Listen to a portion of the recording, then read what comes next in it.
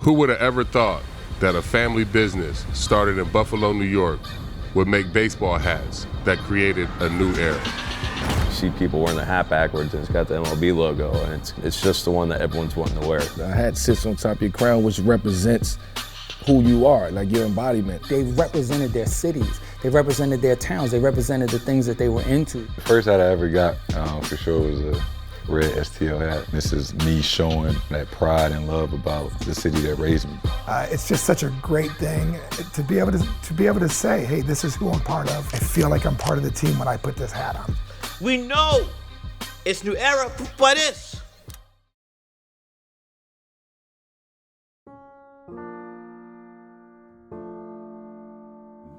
New Era was started in 1920 by my great-grandfather Earhart, who actually worked for a company in Buffalo. It was Miller Brother Cap, and they were haberdashers. They made dress caps that went with your suit, whether that was a fedora or a paperboy or a Gatsby or something like that. So he went out on his own in 1919, started New Era in 1920, with 15 people and a loan from his aunt. In the beginning, it was all about continuing to make dress caps. And as that fell out of fashion in the 30s, and my grandfather started working for the company, they had a big debate about whether, where they were going to go, what business they were going to get into. And my grandfather said, we should get into the baseball cap business because everybody plays baseball, it never falls out of fashion, everyone's going to always wear baseball caps. We can make baseball caps for baseball players, and that can be our business. And in 1934, we started with the Cleveland Indians. From the start of New Era making hats goes way back to 1920. It's quality materials, it's having the right people in your line making these hats and taking pride in them. It's a strange business model because our products last forever. Making these hats is important and the quality of it comes to it. Harold's vision was, let's develop a cap so when the team is standing there, they all look uniform. I remember he used to tell me, we want baseball players to look like as if they were a bunch of firemen lined up or police officers lined up. The uniform was really a uniform, and when it came to the cap, every single player looked exactly the same. That was the birth of the 5950 back in the mid-50s, 1954, I think. So the 5950, when it became the official cap for the MLB, was 1993, but at one point that it started way before that, which was, there's a sense of pride behind that, just making the hats for those players over all those years. We sold baseball caps to baseball teams for baseball players. It was as simple as that. And it wasn't until, I think probably late 70s into the 80s when the whole licensing thing took off, with consumer demand. And it was in 1993 that we signed the first exclusive deal for global rights for all the product that the players wear on the field. We were the exclusive supplier and also the exclusive supplier for consumer market around the world. Every hat has its own identity. Every city got its own identity. Some cities have a bigger identity with certain hats. It's more universal, more global. You don't have to be from that specific city to wear a certain hat, but it's your identification card. It's bigger than baseball. You don't have to necessarily be a fan of that team or be immersed in baseball and know what's going on, but it's more of a, this is where I'm from, this is where I grew up, and this is me showing that pride and love about the city that raised me. It's this symbolism, right, where no matter where I'm at in the world, if I have my Yankee cap on, you know exactly where I'm from and the type of energy that I'm stepping with. So I think anytime someone puts a New Era cap on, it's pretty significant. I think you sort of identify yourself with your team, what the fan base identifies with, and it's always been something that was a big honor for me to be able to put on a New Era cap because it made me feel like, hey, this is being in the big leagues, especially when I was in my playing days. For me, the baseball hat it's the one, it's just the hat that everyone wants to wear. Whenever you look for a hat that's fitted, you don't really see anyone wearing the fitted hat that doesn't have kind of a baseball logo on it, right? That you see a lot of people wearing Phillies hats. You see a lot of people wearing, where I grew up in Cincinnati Reds hats. Whenever you look around and you don't see a snap on the back, and all you do is, you see people wearing the hat backwards, and it's got the MLB logo, and it's got the New Era logo on it. That it's just the one that everyone's wanting to wear. I personally think the gold sticker on the hat is what sets New Era apart. It was, this is our shit. And this is where you're gonna see your size, and this is how you're gonna know you have the most official. I mean, it's gold. You know what I'm saying? It's like, yeah, this is the standard. This is what, if you're wearing something else, it don't make sense. When I first started to buy New Era hats, and it had like that gold foil sticker, which is a thing, which I kept that sticker on the whole time, and a lot of people did. But that experience was so cool. I would go into the store, I would see a hat that I want, and I'll tell the clerk, listen, I want that one right there, and they'll pull out the whole rack and they'll kind of like shuffle through it. And I felt like that shuffle was so cool. Like, I had a certain sound to it. There was a certain energy that the clerk like shuffled the hats with, and they'll pull your size out and drop it on the counter. And then you take and you open it up, you check it out, make sure the brim is crispy white, and you put it on your head, you try it on, you find the mirror, you look at it, make sure it fits the right way. And sometimes it may not fit right, you may need a size up or a size down, but again, like that whole experience was like super cool for me. The baseball hat, it is the only cap that's universal. New Era was at the top of the game in sports headwear, but their next move would change the playing field. I said, damn, I need a red Yankee hat, but it's almost sacrilegious. Red, we don't like Boston. So, the Boston Red Sox. I wanted to hook up my starter jacket. So I called my guy in New Era. I said, I need a red Yankee hat fitted. And even we were on the phone, this before FaceTime, I could tell he was looking at me like I had three heads. Spike called me prior to the 1996 World Series, and literally receptionist called into my office and said, Spike Lee's on the phone for you. And I was like, yeah, whatever, sure. I figured it was one of my friends, playing a joke on me. But sure enough, I answer the phone, he's like, Chris? I'm like, yeah. He's like, it's Spike. I'm like, all right. He's like, can you make me a red Yankee cap? And I was like, I can, but why? He's like, because I'm going to wear it for the World Series. I'm going to get a red Yankee jacket. I'm going to get a red Yankee cap. I'm like, well, I can make you all different colors. He's like, no. I don't want any other colors. He's like, I want red, and that's what I'm going to wear. And I was like, but why? And he said, because no one else will be wearing it. Game 3, we're down 0-2.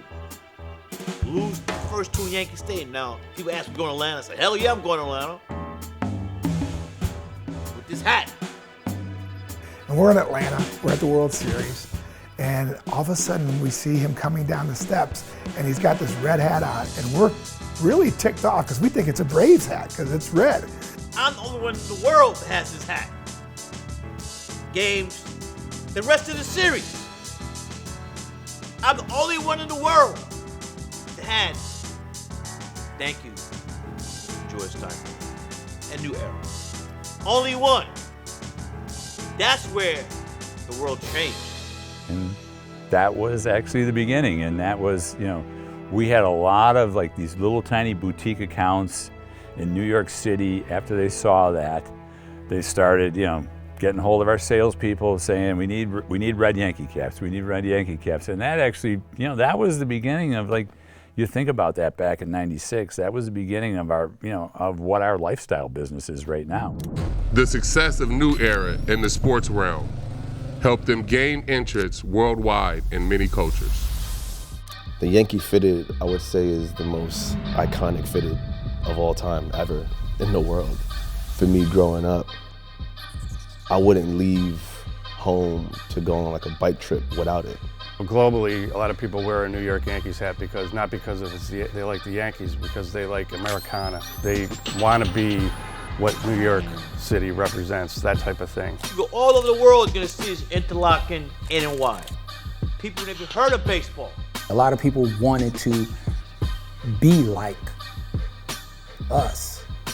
I'm English, so I was born and raised in London. So you go into a record store, that's the only way, the only time that you're going to see what's coming over from America. And at the time, it was a very exciting period of hip hop just hitting into Europe and particularly London.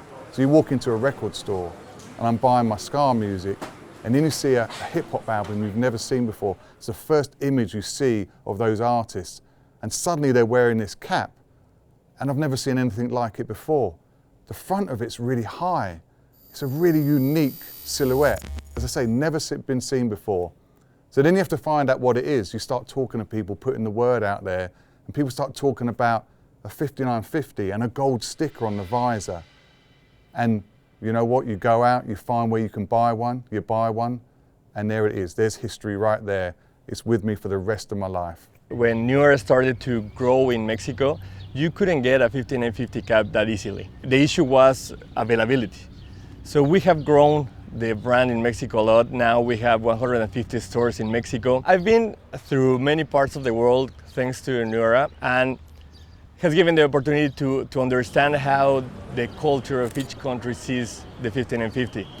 I think the 5950 changed the headwear culture around the world. New Era in hip hop is like one and the same. It's been, for me at least, it's been synonymous with the culture. Like I said before, I started wearing my hat forward because of Shine, and I had the really big hats, like I guess like everyone else did, but for me, it's always been that. You know, I got introduced to New Era in hip hop culture, you know, for the 99, 2000s, from the Cash Money days, and how they would always have their fitteds with a sticker on. And that was like my #1 thing. I was like, I want to be like Wayne, or I want to be like Birdman. And I just really understood that culture. And then, you know, from seeing that, obviously, to where we're at now, it's a staple. A lot of our favorite rappers express themselves and show where they're from by wearing New Era fitted caps, whether it was Jay being in New York or 50 Cent, everybody, you know, there's a million pictures of 50 with a do-rag and a New York fitted hat on.